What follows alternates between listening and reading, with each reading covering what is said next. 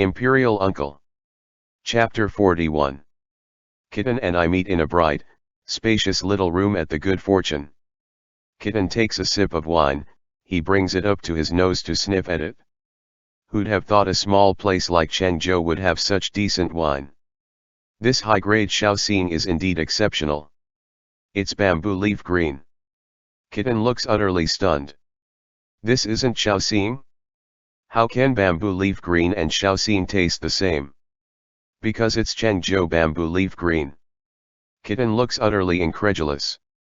He tastes his wine over and over again, gasping in wonder every time.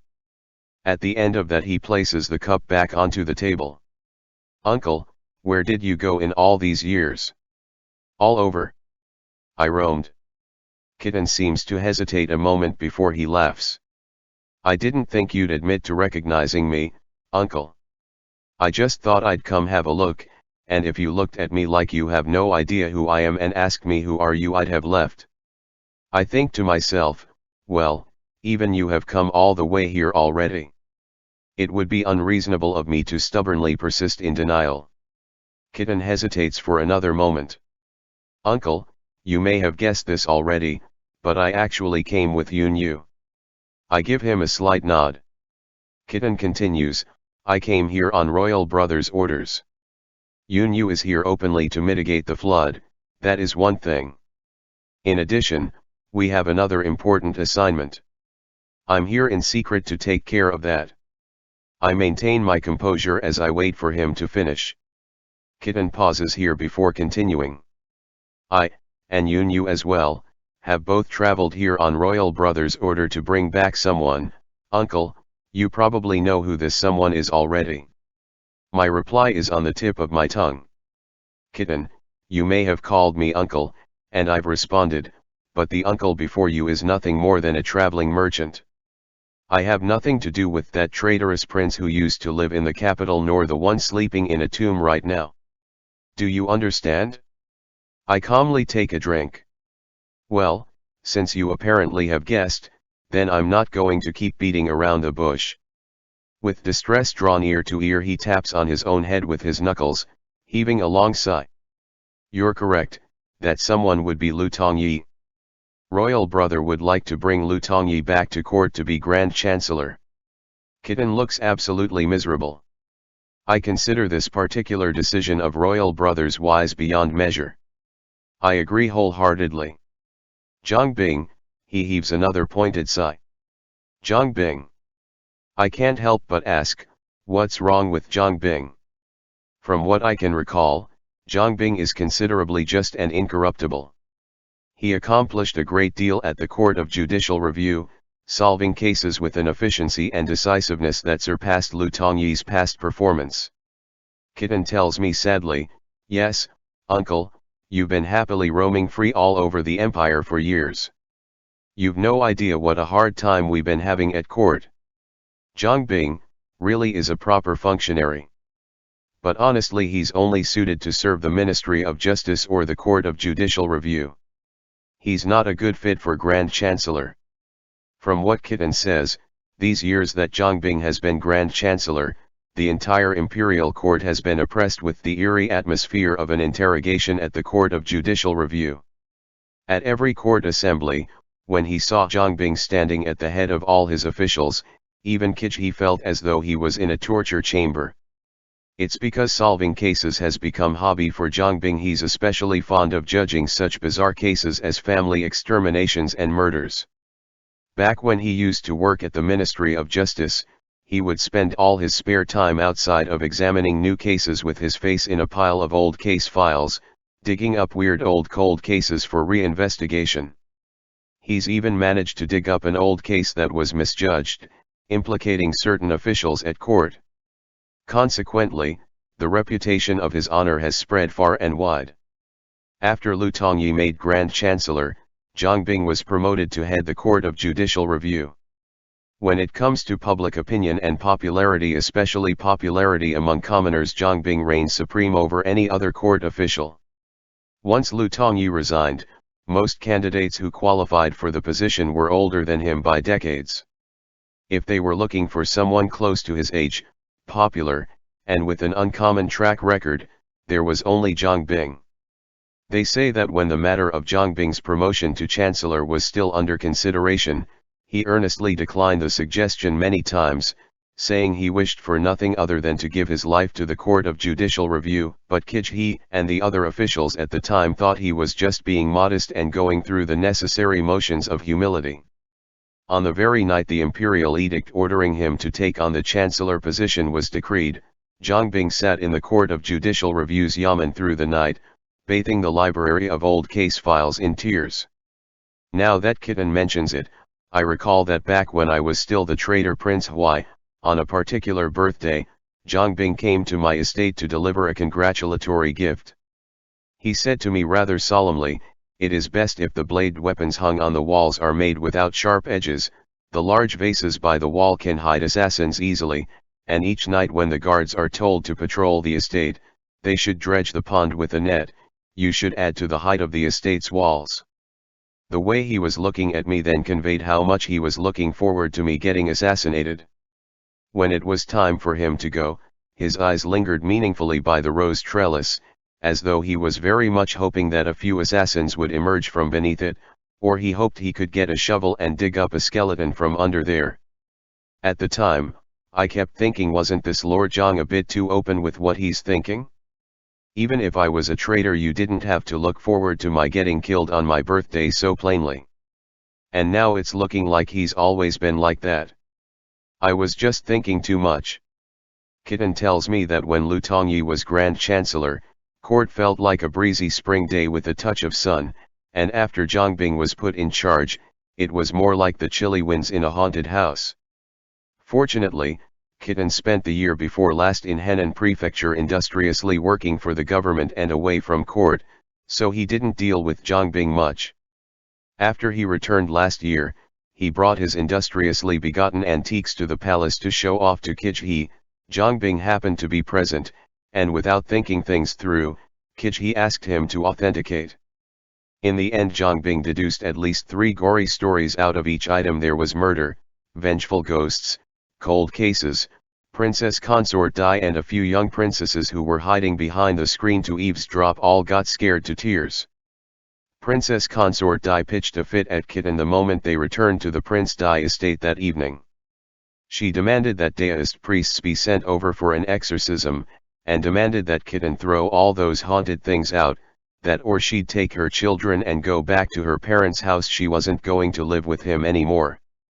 Kitten pulls a long face. Even now there's no peace in this prince's house. Oh, that reminds me, what Zhang Bing finds most fascinating of all is you, Uncle Jun. The more he speaks the more he slips, he's even calling me Uncle Jun now. I can't be bothered to correct him, either. He should be calling me Uncle Wang or Uncle Chai. Kitten continues, "See, I don't even know what Zhang Bing was trying to do, but he'd bring you up in front of royal brother again and again. One day he'd say that maybe you're not dead, he suspects deceit, so on and so on.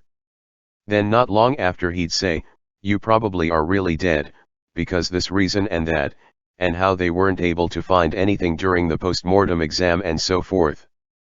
It was right around the time Imperial Uncle Yuan just woke up, and the truth was fresh out, so for Zhang Bing to keep bringing this up was like stabbing needles into our wounds or putting our hearts in a deep fryer.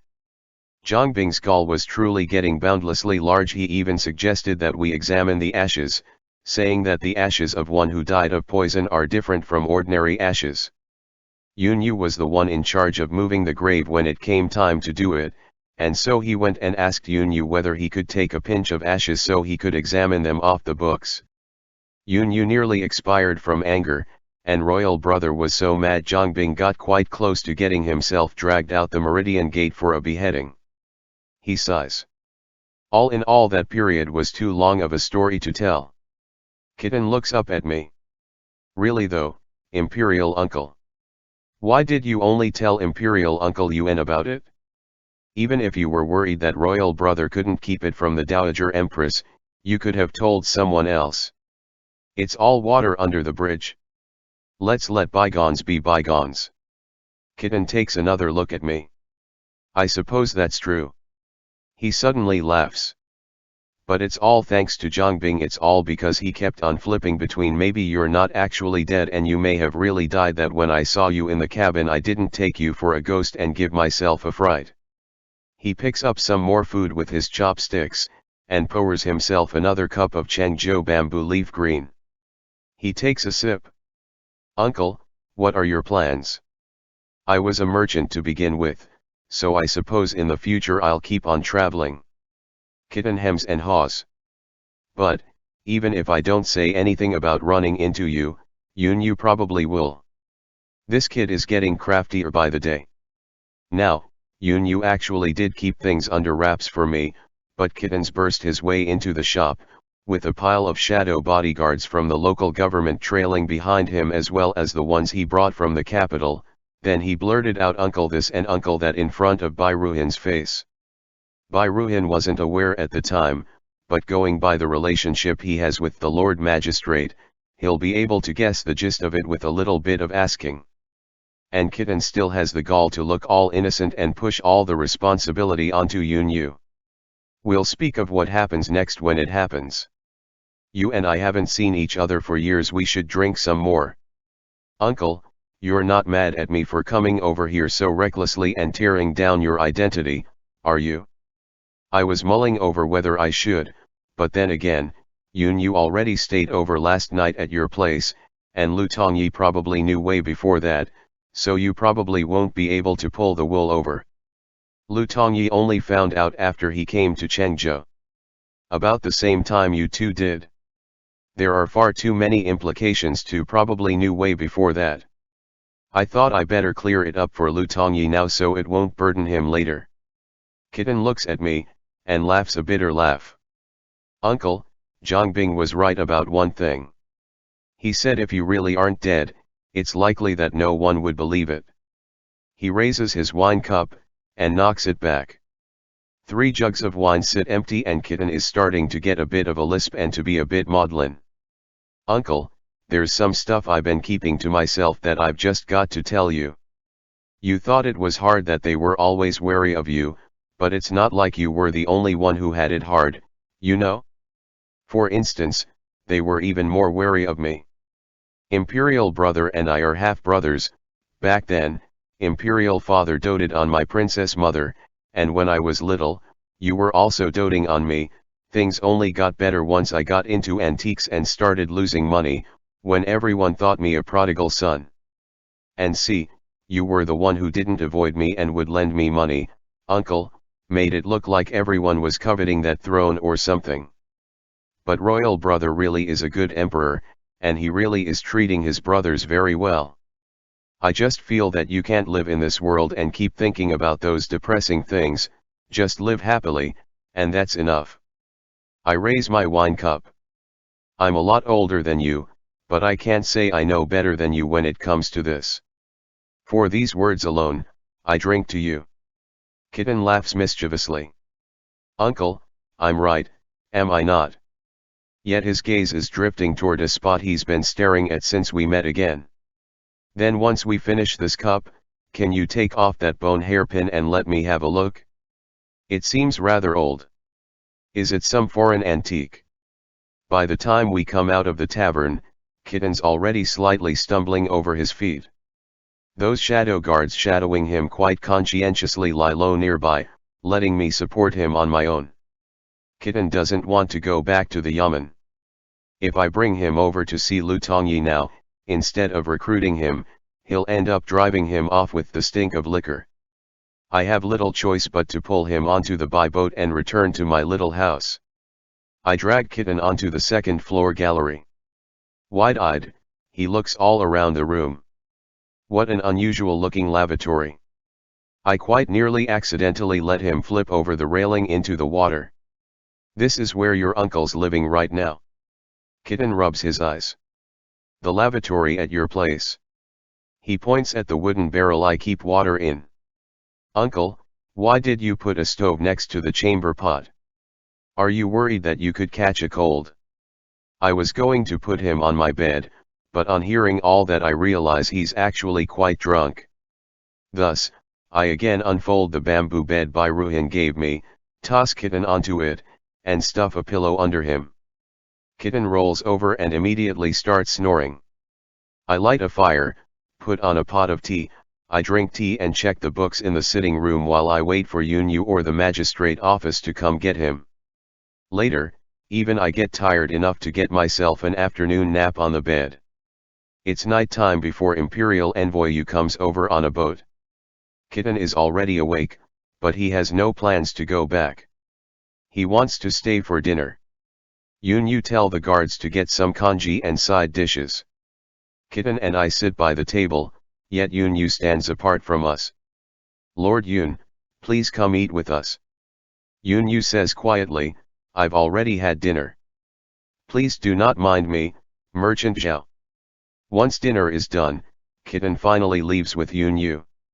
He doesn't show up again the next day. I'm guessing he's gone to petition Lu Tongyi. Another day goes by, it's the day I set up with Lu Tongyi to discuss the silk acquisition deal. Lu Tongyi comes to the shop in the morning as we agreed, and Bai Ruhan brings the books, and checks over the amount, then we set the price as well as miscellaneous shipping arrangements. Bai Ruhan has probably found out something from his inquiries since, and his attitude differs slightly from how it used to be. He no longer calls me my boy every other sentence in intimate familiarity, on the contrary he's become somewhat reserved. Lu Tongyi acts like nothing has changed, still the same old merchant Mei. We negotiate for quite a while. When it's time to take a breather and have some tea, I avail myself of Bai Ruhan's absence on his toilet break to smilingly say to Lu Tongyi, I heard that a go-between has been dropping in on you recently, in an attempt to convince you to take another line of business. Lu Tongyi smiles back.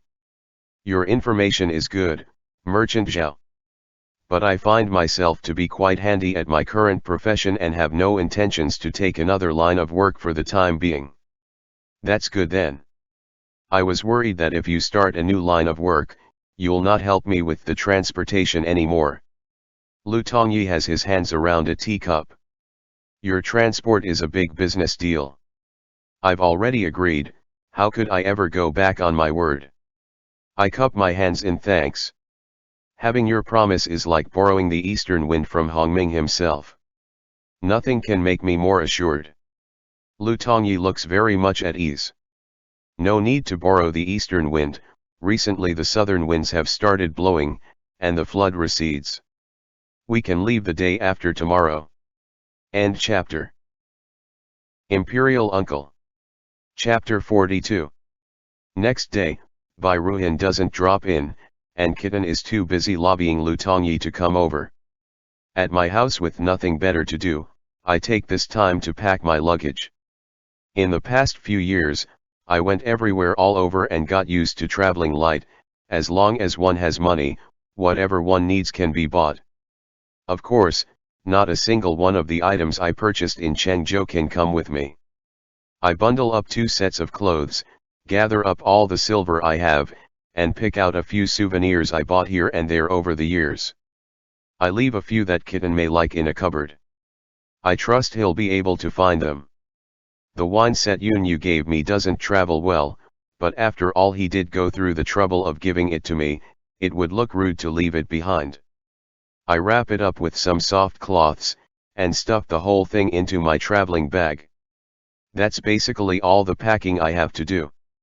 I take the by boat out at noon to get some lunch, and upon my return lie down on the bed for an afternoon nap. I feel rather wistful. I just managed to buy a house, made myself a nest. I thought I could settle down for a couple of days, but it looks like I'll have to go back to drifting again. I seem destined to a drifter's fate in this lifetime.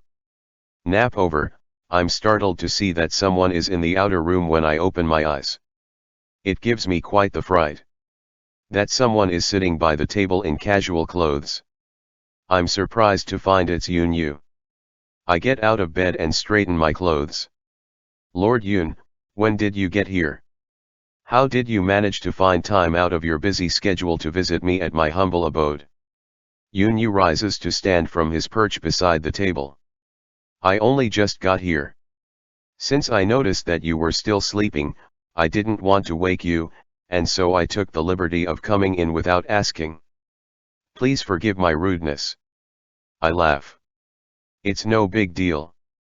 And I step into the outer room to start a fire for a pot of hot water before going to the table, pulling up a chair. Please have a seat, Lord Yun. It'll be a while before the tea is ready. Yun Yu sits down across from me. Merchant Zhao, you slept with the door open. Aren't you worried about burglars? Lord Yun, you jest. I'm a bachelor with nothing to my name. Even if I invited them in, thieves would not grace my humble home. Yun Yu smiles. Now you're the one who's joking, Merchant Zhao. You're a major traveling merchant who's been everywhere, with ample property and wealth. How can you say that you have nothing to your name? I see you've spent the morning packing up your things. Are you leaving the prefecture on business? I thought my heart wouldn't cool with disappointment, yet after listening to his last sentence, my heart still gets a bit cold. Thank you for taking the time out of your busy day to keep an eye on me, but I was just tidying up the house. Maybe there's something wrong with your eyes, Lord Yun. Yun Yu sits crookedly by the table, watching me. Where are you going? Lord Yun, are you interrogating me or are you asking me? The room vaguely fills with a chilly atmosphere. Just then, the water boils. I laugh. Just joking. Please don't take offense, Lord Yun. I get up, lift the copper kettle off the stove, put out the fire, and move the tea set over to start the tea. While I rinse out the cups with water, Yun Yu speaks up slowly from behind me.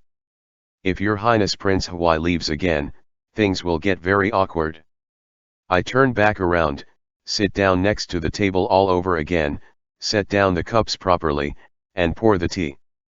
Yun Yu continues, speaking slowly as he had before, there are shadow guards near the building.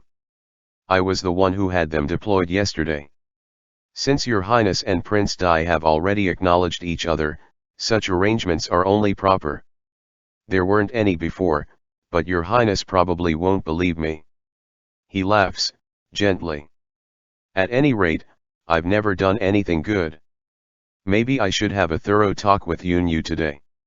Come to think of it, he and I have never actually had a truthful conversation together with nothing to hide. I heave a sigh. Yun Yu, let's level with each other today and talk honestly for once. The second I say the name Yun Yu, the expression of the man across from me changes rapidly, the tension between his brows eases a great deal. While it's true that he looks as severe as before, it's the familiar solemnity Yun Yu used to wear when we discuss serious things. I get right to the point. Yun Yu, did you come today because you plan to keep me in Chengzhou? I hardly have the nerve to do anything like that. What's more, even if Prince Huai died 3 years ago, the one sitting in front of me is still His Majesty's uncle. In all the territories under heaven, no one but His Majesty can keep you. You probably know already, a henchman like me would never dare offend those above me, unless I'm doing so under orders. But since you and Prince Dai have already acknowledged each other, there's no way this can be kept from His Majesty any longer. If Your Highness not only leaves now, but also leaves with Lu Tongyi, a great number of people will likely be put in a difficult position, including Lu Tongyi. I'm just telling it like it is. Please forgive me if any of what I said was disrespectful, Your Highness. I nod. Your reasoning was indeed well justified. I will take some time to reconsider. I pick up my teacup, and take a sip of tea.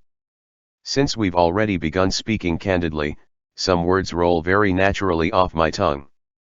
There is a world of difference between the former you and the current you, Yun Yu. Yun Yu rolls up his sleeve and lifts his cup. You've changed a lot as well, Your Highness. He who travels the world all over will naturally wear the years of hardship on his face. One who stands amidst the imperial court can't help but stand in the path of drawn swords. I'm struck speechless. His circumstances are awkward, one can easily imagine his treatment at court in recent years. I raise another question, is Grand Tutor Yun quite well? Yun Yu stays silent for a moment before nodding, he's doing all right. After 3 years of monastic study, his attitude has gotten calmer. I was about to ask about Kichi as well, but if I ask Yunyu it will seem as though I'm insinuating something. And so I change the subject again. The reason why I never relented and acknowledged who I was when you stayed here the day before yesterday, was because I didn't want any more trouble to arise out of the past. Fact of the matter is, I wanted to tell you these things even then. Yunyu stares at me intently. About the incident of some years ago, even though at the end of it I was defeated by the plan His Majesty, Lu Tongyi, and you masterminded, I was scheming against you and your father before that. That's why, between you and I, consider us even. If I had told His Majesty the truth earlier, what happened afterwards would never have been. Thus, there is no point in debating what's right or wrong. Don't take it to heart. Yunyu's face goes through many expressions, as though he wants to say something but ends up stopping himself again and again. Ultimately he settles on a smile. So it seems the years you've spent outside the palace really have made your mind as broad as the oceans or the skies above. Well, it's true that traveling does make it clear how small and insignificant humans are compared to the world. And while we're on the subject, I give him a short summary of the places I've been doing business in over the past couple of years. Excited over the conversation, I show him the souvenirs I was planning to give Kitten that I haven't yet wrapped. A cow horn cup, a colorful stone pendant, some dice made of goat bones, carved stone knickknacks. Yunyu seems engrossed as he looks at the items one by one, but after he's done, he picks up the rag that the dice were wrapped in. He opens it up, and smiles at it without a word. His smile is looking a bit odd to me, and seeing that it's just a bit of wrinkled, old, crudely woven printed cloth, I find myself momentarily confused.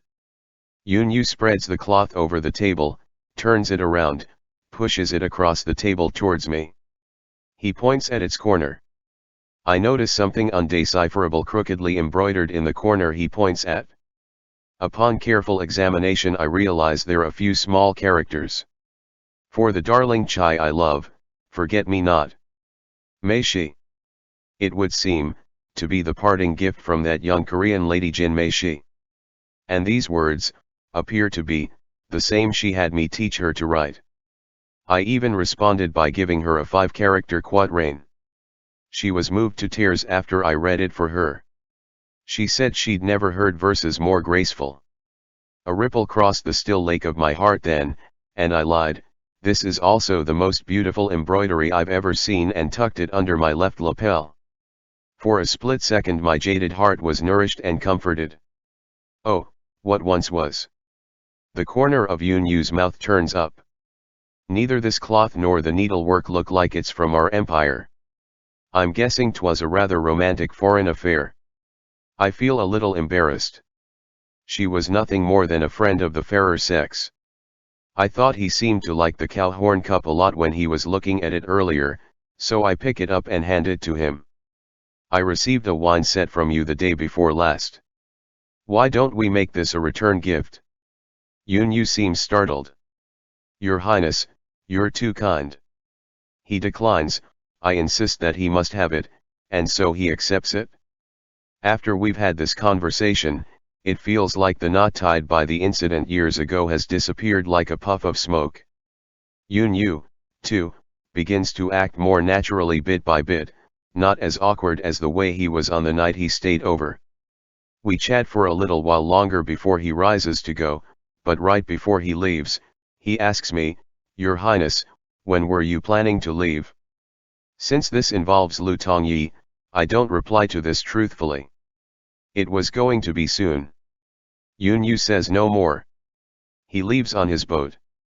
That night, I go to where Lu Tongyi is staying, and tell him to forget about what I asked of him, I'm not going to leave anymore.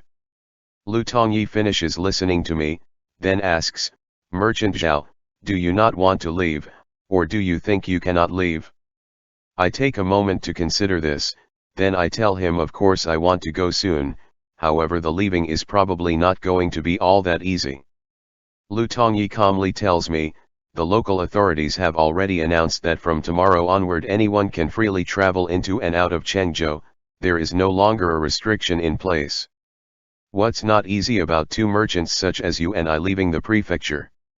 I was just worried that it would cause you trouble, Rancy. Lu Tongyi looks up at me. Whether we stay or go, it makes no difference. It all becomes clear to me with that single sentence.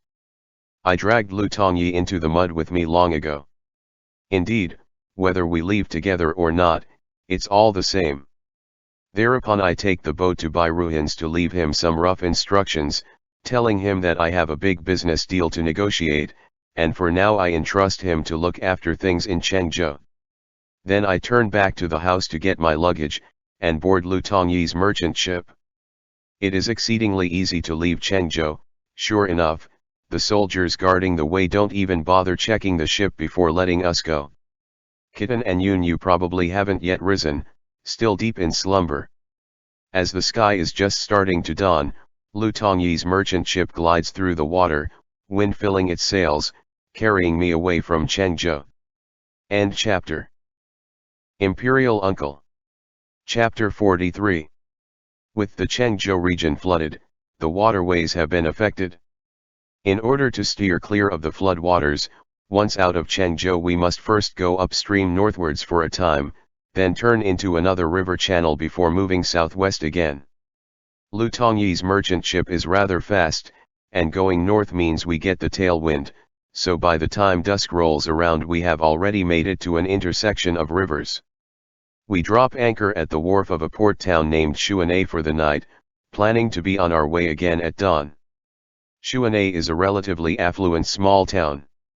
Since it provides easy access to the waterways, merchants going every direction treat it as a rest stop halfway through their journeys. The wharf is packed tightly with merchant ships, big and small. The pier is filled to the brim with hawkers and their wares spread out before them, and more hawkers row their sampans into the pier with things to sell. But the pricing is a bit ruthless: 5 coppers for a mantu, 15 for a single tea egg. Lu Tongyi tells me that every hawker on the pier is cutthroat like that, but the prices in town are somewhat better. All of Shuanghe's markets are open through the night. They're just as busy in the night as during the day. As I happen to have ridden in a ship all day, I'm feeling a bit restless, and so I head into town with him to have a look around. It's as lively in town as one would expect. All kinds of street stalls lean against each other by the roadside. Most of them are temporarily set up by merchants passing through, using their shipping stopover time to peddle some odds and ends on the street markets. It's just a small little side street, but they somehow carry goods that encompass all 4 corners of the world, from the great deserts to Jiangnan, from the capital to foreign places. One can find all kinds of things here. The shops on both sides of the street are magnificently ornamented. Some of the voices of the shopkeepers drumming up business have local accents, and some sound like they're from other parts of the country. Going by the shops we've passed so far, the shops largely fall into 3 categories: taverns, bathhouses, and brothels. It's basically the same sort of town I used to pass through while running a trading business. They're all like this because a ship's storage is limited, so the food can get monotonous, and even though there's plenty of water right under one's feet, bathing on a ship is nowhere near as convenient as it is on land. Generally, the very second any water-going merchant gets to shore, they'll eat their fill at a restaurant, bathe to their heart's content in a hot water bath at the bathhouse, then at last they'll end the night at a brothel for a spell of relieving good fun. Lu Tongyi and I stroll around for quite some time before choosing a restaurant at random that still has empty tables left. Our table happens to be in a relatively secluded corner on the 2nd floor by the window. When it's time to order food, I tell Lu Tongyi, "You'll have to let me pay for this. Consider it my thanks for bringing me along with you." Lu Tongyi doesn't decline, and smiles back at me. Then I won't be holding back. I already know that he's fond of spicy food, and he doesn't avoid any food in particular. I casually pick out a few dishes at will and order a jug of wine. Soon, the wine arrives. I try it. It's called Shuanei wine, and even though it's locally brewed, it's a lot tastier than Chengzhou bamboo leaf green. Lu Tongyi tries a bite of fried gizzard and tripe in chili oil, and says he also finds it quite authentic. The local restaurants are probably used to entertaining guests from all over, and have mastered all kinds of regional dishes. Just then, the waiter brings over a dish of fresh lily and water chestnut. Every time I see water chestnuts they remind me of something funny. I was sourcing goods in the desert 2 years ago, and ate roast meat every day. On top of that I was drinking sheep's milk and shaiju for nutrition, and the excessive heat made my throat all blistered. Even drinking water hurt. All of a sudden I was overcome with a craving for candied water chestnut, especially the kind steeped in cold water. I kept thinking about it as I fell asleep, and somehow actually managed to taste some. Even when I woke up the next morning the aftertaste was still on my tongue. Well, after I got up I saw a huge patch missing from the edge of this bit of animal skin I was using as a pillow. It looked just as if a rat had gnawed on it. Thinking about it, while I was dreaming about candied water chestnuts the night before, it did feel a bit odd. Sliced water chestnuts were always tenderly crunchy and sweet. Since when were they chewier than meat jerky? Lu Tongyi laughs. I'm sure this dish won't taste anything like jerky. You should have more. I ladle a spoonful into the dish in front of me. Oh, I haven't finished telling you that funny story yet. Afterwards, once I came back from the desert and got to the southern part of the country, the first thing I did was to buy a few caddies of water chestnuts from the market, taking them to the place I was staying at to prepare them. As it turns out, water chestnuts have an outer skin that's really hard to remove, and it needs to be cooked before it's sweet and tenderly crunchy. I even borrowed a cleaver from the inn's kitchen and spent half the day peeling them. Nearly peeled a piece of my own finger off. Once they're all peeled, there's not much water chestnut left. So I went out, bought some more, and peeled some more. I practiced that for days on end, from peeling to slicing. Finally, the inn's waiter couldn't stand to watch me anymore, and said to me, "You're the one who's going to eat them, it's not like you're making them to sell, so why don't you just dip them in sugar and be done with it? Why do you have to slice them?" Only then did I realize what I was doing was totally unnecessary. Looking tentative, Lu Tongyi stares at me with puzzlement. "Why didn't you ask the inn's kitchen to make them for you?" I laugh. "I can tell that you've either never traveled on business on your own, that or you're not as obstinate about food as I am. See, you may have expanded your business more than I have, but you're not as shrewd as I am in this regard.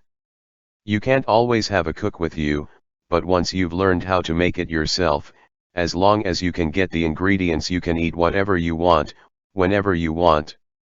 Lu Tongyi's expression turns approving and admiring. I add modestly, "But to this day I can only manage to make a few side dishes, soup noodles, and the like. My food's just barely edible." Lu Tongyi brightens. "Then I must go to the kitchen and learn to cook a little too. I should learn how to make hot sauce and chili oil at least, in case I ever run out. I wonder what ingredients you have stocked in your galley. Maybe I'll be able to throw a couple of appetizers together for you. Think of it as my thanks. If it's to thank me, this meal is very much enough. In any case, one more merchant Zhao on my ship doesn't make it much heavier." His tone is as relaxed as ever, just the same as the way he spoke when he brought me out of Chengzhou. We finish dinner and leave the restaurant. Of course, I can't possibly take Lu Tongyi to the other two kinds of establishments, and as it is getting quite late, we go back to the ship without stopping elsewhere. After my bath, I leave my cabin to stretch my legs, and upon finding Lu Tongyi's cabin door next to mine not entirely shut and the lamp still lit, I knock on his door and push it open. "I wonder if I can ask for a cup of tea." Lu Tongyi smiles. As it happens, it's just finished steeping. He pours me a cup. It's weak tea. We each sit down by the table. "I haven't asked where you're going after Chengzhou yet, nor what you plan to do after this, Merchant Zhao. Once you've taken me as far as Suzhou, I'll head towards the southeast coast. You intend to go overseas, Merchant Zhao.